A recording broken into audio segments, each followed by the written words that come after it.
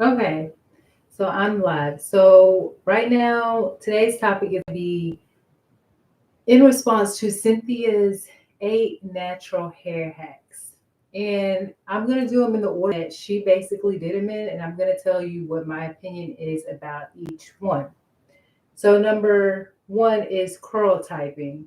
So, just to give a little background, the curl typing system was brought about through Oprah Winfrey's hairstylist, Andre Walker.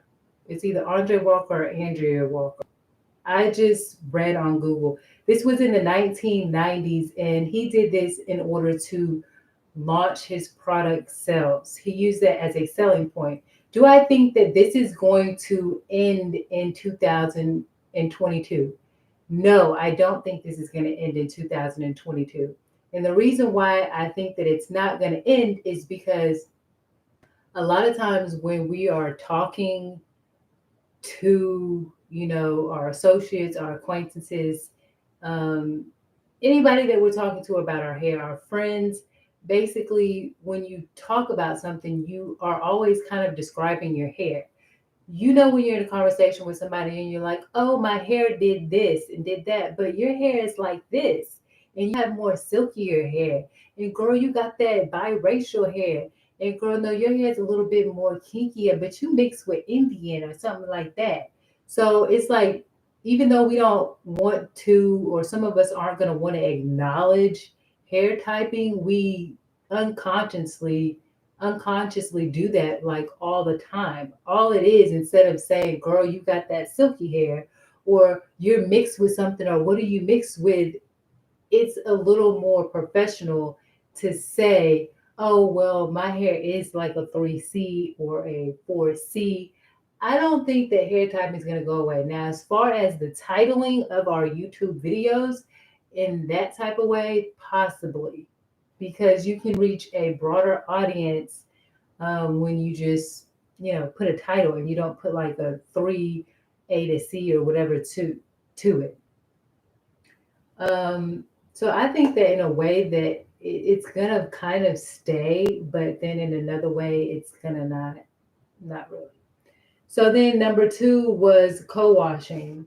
Are we going to People are going to basically stop doing wash and goes because now the straight hair is in. Everybody's into the natural straight, and there are certain reasons or certain benefits that you can get from being a natural straight. Now the thing that I think is, I don't know if we're going to stop doing wash and goes, and the reason why is because one, it's like the easiest thing that a lot of females think that they can do as a natural without actually having to style their hair in braids or do some type of style. Most people can't really do styles that include, something that's a little more unique.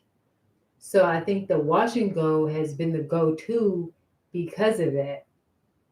As far as the co-washing with just conditioner, I still think there's going to be a high percentage of people that actually do that because they're still experimenting, they're still experiencing what benefits it has and has. And I don't think that we've completely done the full analysis where we can say, oh, I'm just going to completely get rid of that. Um, Also, my opinion about her saying that, she's going to basically give you her routine and she's going to show you basically what she's just going to show you in her 1 week routine is how if you straighten your hair as a straight natural versus if you do a co-wash and you're playing in your hair or combing your hair, how you're going to lose less hair if your hair is in a straight state. And I think all of us can understand why that would be happening for pretty just observant type reasons. Your hairs are in a curly state. It's easily more. It's more tangable. I don't know if that's how you. It's going to get tangled easier because it's in a natural state. That's why you get less knots when it's pressed out those are pretty explanatory and observant type things that, any natural hair person should be able to see. Um, but I think that what women are looking for is ways that they can do the co-wash and still feel like they're doing it in a healthy way. I feel like women still have that need and that desire to want to know how to do it, in a way that they feel is still going to be healthy for them. It's a whole nother category.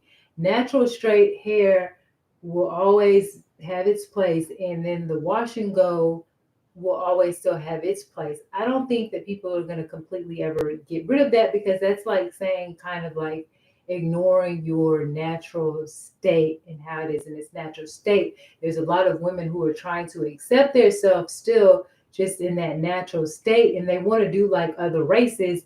They want to be able to wake up and be as they are and feel okay with that. So then number three, hair measuring. I completely disagree with this, but I do understand where she's coming from. She's basically saying that more people or less people are going to be doing hair measuring, because now some of those same people, who some of these YouTubers are now going to hair salons. And in one sense, I'm like, okay, is it because they're going to be getting their hair cut? They're going to be getting their hair trimmed. So now they're going to be saying, I don't care about the length of my hair anymore. No, I feel like hair measuring is always going to be there, because that's one way that you continue to keep up with your personal hair goals. That is, that's the method of measurement. Like there's no other method. I mean, I think that more people are going to be saying that, when they get that done, it's all about the health of my hair, because now they're losing their length. So that's just a mechanism that you're going to naturally do when you lose your length. You're going to talk about the actual health of it now instead of the actual length of it now. So I think hair measuring is just, it's always going to be there. It's never gonna go away. The no heat. Number four, the no heat. Are we gonna start using more heat? Like I said, I think that there's naturals who still want to know how to deal with their hair in a way where they feel is most safest. The point that we are trying to make is that you can still put heat in your hair and it will be safe. Everything is about balance, actually, in this whole, situation. Now, do I think that more people are going to, like I said, it really just depends on who's doing their hair. And one of the points that she made is that she asked some of the pros, whose hair is better, whose hair is healthier, the naturals, the straights, or the people with the perms. And a lot of times they're saying the naturals. The naturals are still experiencing what they need to do. I think that it's, a competition really between the naturals and the permed hair, because I think that the naturals are just as bad as the permed, and the permed are just as bad as the naturals. I think that somewhere in between is where it's more healthy, because you're talking about, she's gonna, Sindal is emphasizing the mechanical damage while she's also promoting things that are very mechanical, like the combs and brushes, and you know, brushing through your hair every day. So it's all about balance again. Um, the no heat, that would be a form of mechanical damage if you overdo it, but you also have to acknowledge chemical damage from perms. Even though their hair is straight, even though they can comb through their hair and maybe get the sebum to go from their scalp all the way down to their ends, the pressure that the chemicals are actually putting on the hair makes it look just like, someone who's doing their natural hair and who hasn't gotten it straight in years and has been causing unknown damage to their hair. In my opinion, it pretty much looks the same. It also looks the same as a person who's somewhere in the middle who just hasn't gotten their hair trimmed. It just really varies. So I think maybe more people. I do kind of agree that more people, because I'm pushing for more people to do this as well, will start experiencing more with heat because there's really nothing wrong with heat in balance. So now the no combs and no brushes. Excuse me. The no combs and no brushes. That's what happens when you go live. You can't change that. So the no combs and no brushes. My opinion on that is there's only one way that you can do the no combs and no brushes, and that's if you're putting your hair in, like she's saying, and like some of us are now encouraging, in a straightened state. And a blowout is, yeah, somewhere in the middle. So I don't know if those people are going to still be finger detangling or they're going to actually try to rip their hair out with combs and brushes, depending on how they comb or brush their hair. So I don't know. I still feel there's a need to know how to do the finger detangling, know how to do the um, wash and goes, and feel that fulfillment of that I'm doing this in a healthy way where my hair is not breaking out. I'm able to identify the products that work best for me and my hair, because in certain times of the season it's more appropriate to wear straight hair, and at other times it's more appropriate to wear your hair in a more natural state. So we're still going to be facing these two, situations: versus straight natural versus the kinky curly natural. The do-it-yourself treatments, number 6. Are we going to see a decrease in the do-it-yourself treatments? I don't know. I don't think so. I don't think so, because I still think that people have that need to discover something where it's the simplest amount of ingredients. The simpler the ingredients are, the more attractive it is to a lot of customers and a lot of buyers. So the fact that people are looking for ingredients that are very transparent and that they can personally identify with as of making it at home, I think that that is going to continue. However, I hope there is a small reduction in doing it yourself at home, because one thing that Sindal emphasizes that I do agree with is herbs and working with those type of things and trying to play alchemist is can be a very dangerous type of thing. You can get very sick by putting the wrong things on your scalp. And what is already out there for the most part has been tested and has been known to work. And most of us don't even look up those ingredients, but we are quick to jump to, you know, our own alternatives. Some of those ingredients are not as bad as you think they might be. Now, with that said, there are still products that are newer to the market and that you can just, in general, be sensitive to. So you always have to look out and watch out for that when buying other products and when making products yourself. Because now, when you're making products yourself, have you done what these other people have done that are professionals? They've taken it to the lab, they've done assessments on it, they've done tests on it. You have to consider that. Are you going to be the test dummy? Are you going to make innocent customers the test dummy? Like, how are you going to go about finding out if your product is good or not for you or for someone else? Oiling the scalp. The oiling the scalp one is kind of a paradox to me, because she gave the example of the dermatologist, someone who had a very dry scalp goes to the dermatologist, tells the dermatologist tells them stop using oil, and that's because we produce our own oil. Now, my opinion is that the dermatologist is actually telling you to stop using oil because you need to reset so that you can actually see what is actually going on with your scalp.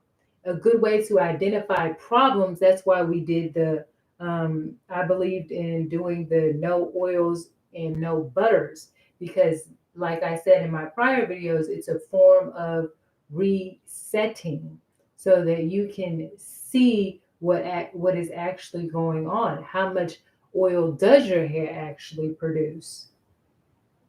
What is actually going on with your hair? Is it the product that's causing the problem? Or is it the fact that you have a low sebum production? Once we find that out, then we can go further with our diagnosis or prescription, or what we should do from there.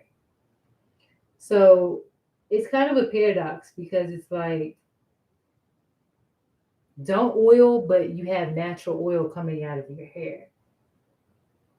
We have to find out how the natural oil comes out of your hair.